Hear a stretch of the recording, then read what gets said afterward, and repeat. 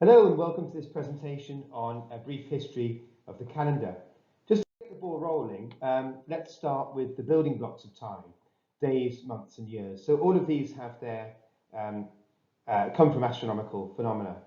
So days, well, I'm sure you all know that a day is the time it takes for the Earth to rotate on its axis, and a month, you may not know this, but a month is approximately the time taken for the Moon to orbit the Earth.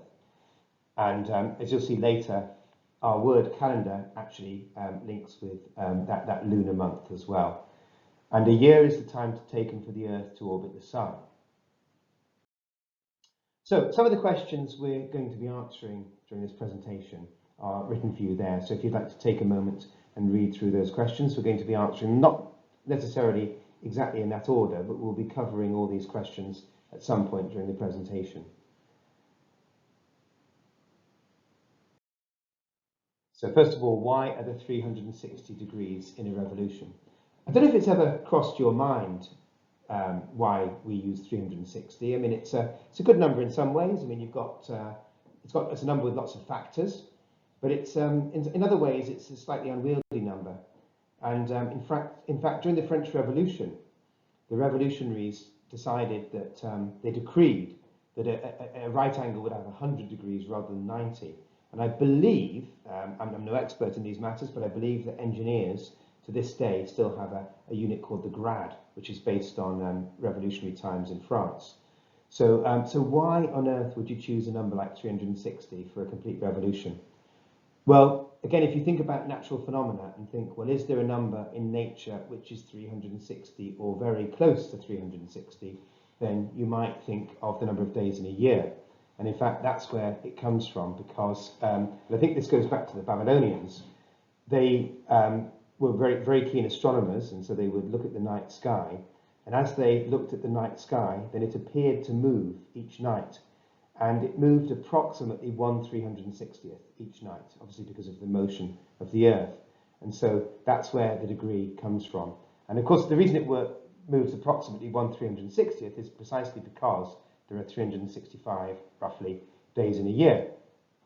And you can use this, I don't know if I can call it a rule of thumb or rule of finger, to estimate the number of degrees in the sky. So if you're looking at the sky, you can hold up, for example, your little finger, and if you hold that up against the sky, then that is approximately, the width of your finger is approximately 1 degree, and then you can see how you can arrange your fingers in various other ways to approximate angles in the sky. So the Roman calendar.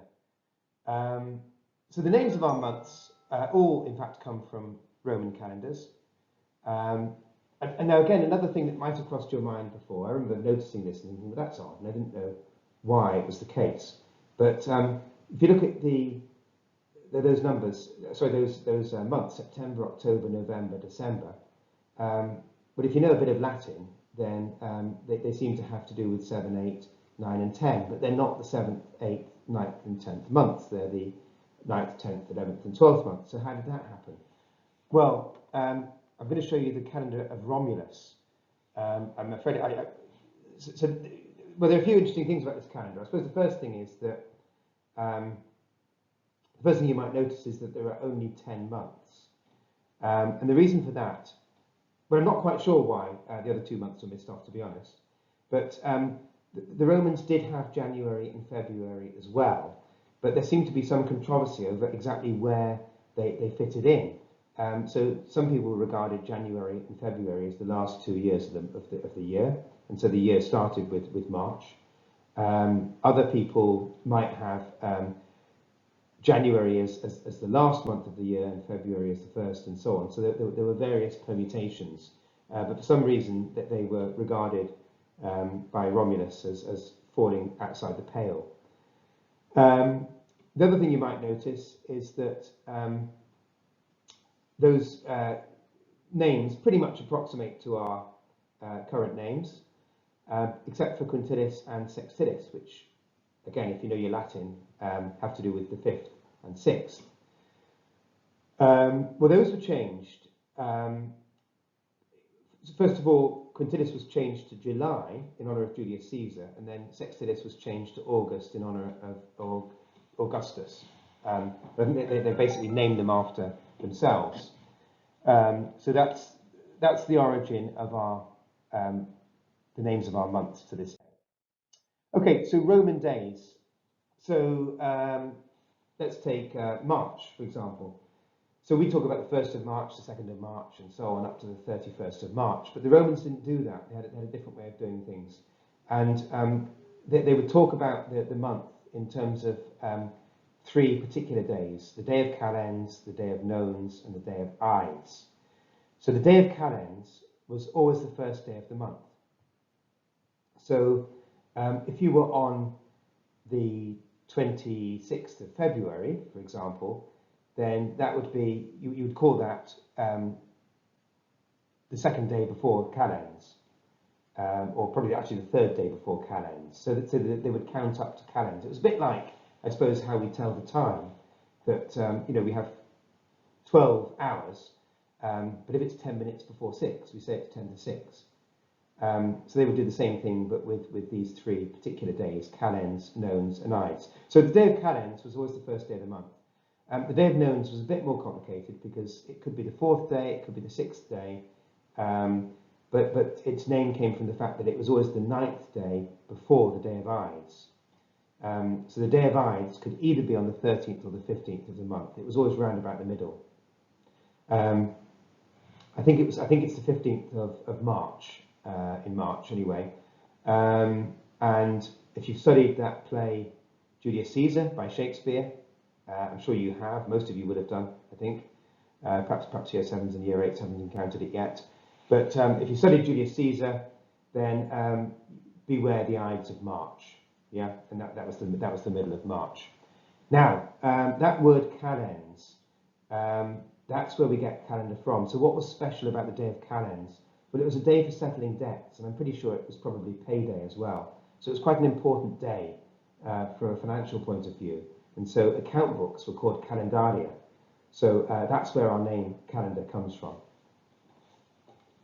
Okay. Right, so now we move on to the Julian calendar. So this is named after Julius Caesar, and this was introduced in the 1st century BC. Now it was, I suppose, the great leap forward in the Julian calendar was that it included leap years.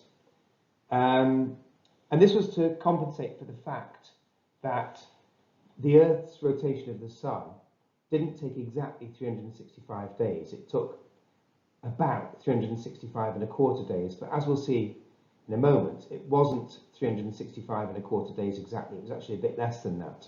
So what the Julian calendar did is to introduce the idea of the leap year. And so every 4th year, you would have this extra day inserted. And that would compensate for the fact that that a year wasn't exactly 365 days. Now, the problem with the Julian calendar is that a better approximation for the length of a year, or an astronomical year, is 365.24 days.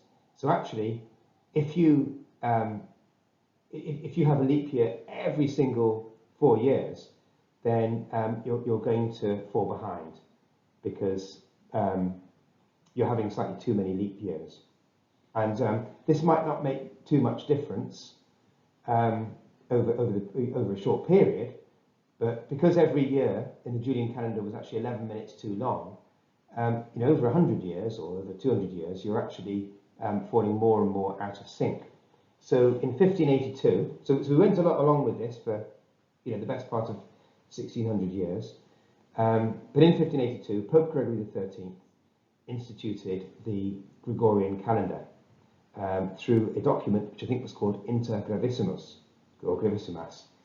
And the change that it made, it was only a tweak really, because he kept the idea of the leap year every 4 years, but if your year was divisible by 100, then it wouldn't be a leap year, unless it also happened to be divisible by 400. So the only year which is well, 2000, for example, was a leap year, but in 2100 will not be a leap year. So I won't be around then anyway, but some of you might be. So 2100 will not be a leap year. Right, so what was the day after October the 4th, 1582? Obviously, it's not going to be October the 5th, 1582, because I wouldn't bother asking if it was. It was October the 15th. So how did that happen? Well, it was all because of Pope Gregory's bull promulgating the Gregorian calendar, because since the adoption of the Julian calendar, because of the 11 minutes a year which were being lost, that had built up to about 11 days by the time this was introduced. So we had to lose those 11 days. So if your birthday, I guess, was on October the 6th or something, then it was just bad luck in 1582. You'd miss out on your birthday. People went to bed on October the 4th and woke up on October the 15th. But not quite everybody. In fact, not most people, because this was adopted in quite a few countries on October the 15th, 1582, but not by everybody. And I've put there, why not? Well, it was promulgated by the Pope. And if you think about the 16th century, the late 16th century, quite a tumultuous time, particularly in terms of religious differences. And some countries, like England, for example, weren't happy to take this from a pope, and so they decided to stick with the Julian calendar. That happened with quite a few Eastern countries as well, particularly Orthodox Christian countries. So many Catholic countries made the change straight away because they were, as I say, happy to take this on board. But many other countries weren't happy. And so what you've had since then is the gradual adoption of the Gregorian calendar. And in fact, it was 1752 before we finally adopted it in this country. We weren't the last, though. And in fact, Turkey finally adopted the Gregorian calendar in 1926, and Saudi Arabia adopted it in 2016. So very recently indeed.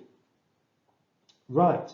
So why does the UK tax year begin on April the 6th? So you may not know that it does, but when you start paying tax, you'll be aware of this, and it might cross your mind, why April the 6th? Why not? Wouldn't life be much simpler if the tax year began on a day that you could remember more easily, like January the 1st, for example?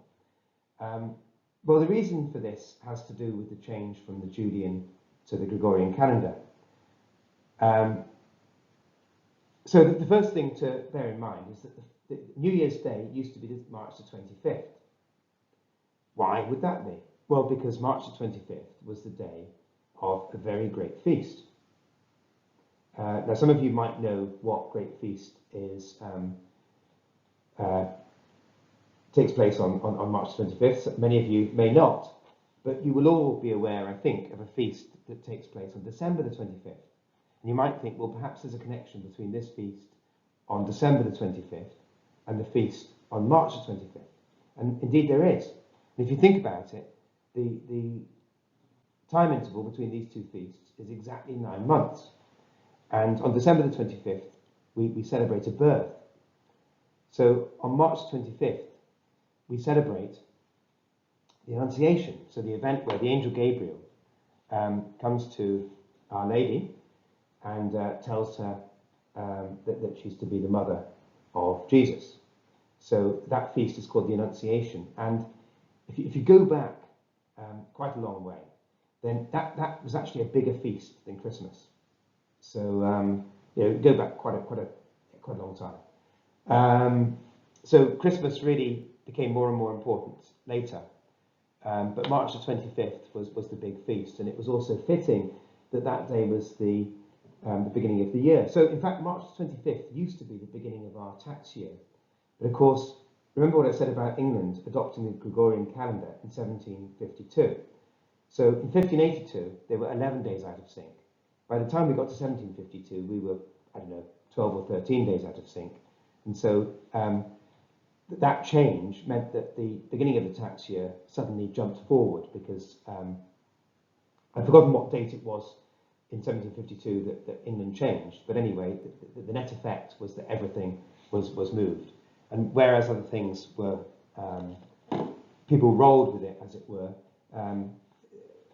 the beginning of the tax year was too important to roll with, and so that absolutely stayed. There were no days of income lost, it changed with the calendar. So there we go. So the day after March 24th was April the 26th. I'm not sure that's true actually, but there was a day where a number of days was lost, just like in 1582. So how can time be measured? Well, there are various ways of doing it. So we can use a candle. You might have seen some candle clocks, because we know that candles burn at a pretty uniform rate. So if we have a candle of uniform diameter like that, then we can use it to measure time.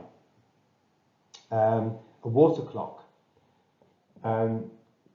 So why is it shaped like a cone? Well, because of course the pressure decreases as the depth of the water drops.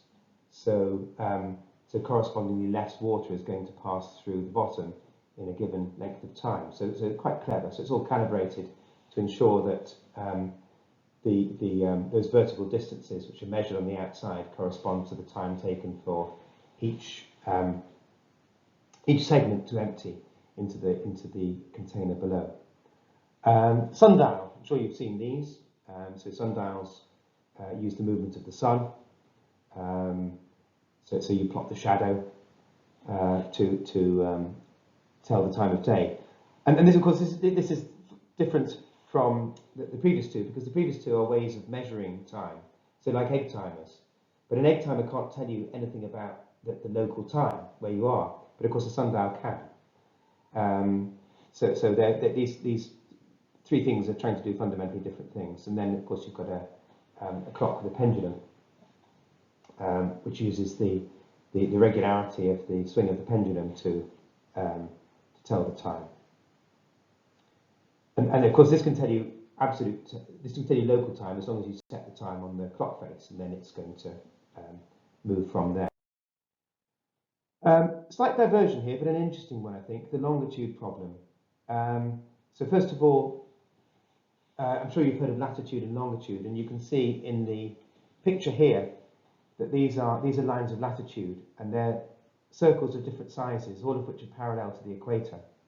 So a line of latitude tells you where you are on a line from the equator to either the North Pole or the South Pole. So you can think of it as an angle above the equator or below the equator, depending. That's your latitude. Now your longitude tells you how far east or west you are of a given line, which we call the prime meridian. And that line is a great circle. So a great circle is the largest circle that you can draw through a sphere. So it's one that will so if you look at these lines of latitude, the only one that is a great circle is the equator. All of these are smaller than great circles, whereas these lines of longitude are all great circles. They're all passing through the poles there. Now, if you go back 300 years or so, clearly lines of latitude and longitude were crucially important for navigation. You had to know where you were if you wanted to get to where you wanted to go to. And it was relatively easy to work out latitude, because what sailors used to do is they would use a device called a sextant, and they would use the sextant to look at the angle between the sun at noon and the horizon. And depending on that angle between the sun and the horizon, they could pretty accurately work out where they were in terms of latitude. But the problem is that there was no way of using the sun or the stars to work out longitude. So what they had to do to solve the longitude problem is to measure time accurately. And that's more difficult than it sounds, because with the motion of a ship, a lot of the ways we have of measuring time become more difficult. Because, so for example, if you take that pendulum clock before, you know, that might be fine if the sea is very calm, but if you're on some choppy waters, then it's not going to work so well. So the Naval Board set up a fund that they instituted a prize for anybody who could solve what they called the Longitude Problem, and that was to find a way of enabling ships to calculate their longitude while at sea. And the winner was somebody called Harrison. I think it was Thomas Harrison, and he won the prize by devising some very clever clocks that were able to withstand the rigours of a sea journey and tell the time very accurately. He made several versions, I think at least 4, and I think they're all on display at Greenwich. If you go to the astronomical, the Royal Greenwich Observatory, that's right, the Royal Greenwich Observatory. Once lockdown's finished, you can visit there again, hopefully. And it's a fascinating place, but they have Harrison's clocks on display. So he won the prize eventually. I mean, it's a very long story. It went on for, I think, the best part of 20 or 30 years. But in the end, he won the prize for the clocks that he made. And that enabled people to, because they could measure time and they could measure speed, that meant they could work out where they were. So how is time defined now? Well, the answer is there, okay? That's the official definition of a second. So it's the time it takes cesium-133 to oscillate exactly 9,192,631,770 times. So it obviously oscillates fairly rapidly. And just to finish off with, is time absolute? Well, it's an interesting question, isn't it? And 150 years ago, I think the answer that most scientists would give would be yes. So certainly in Newton's mechanics, time is regarded as something absolute. Einstein came along. That's Einstein in the picture, as I'm sure you know.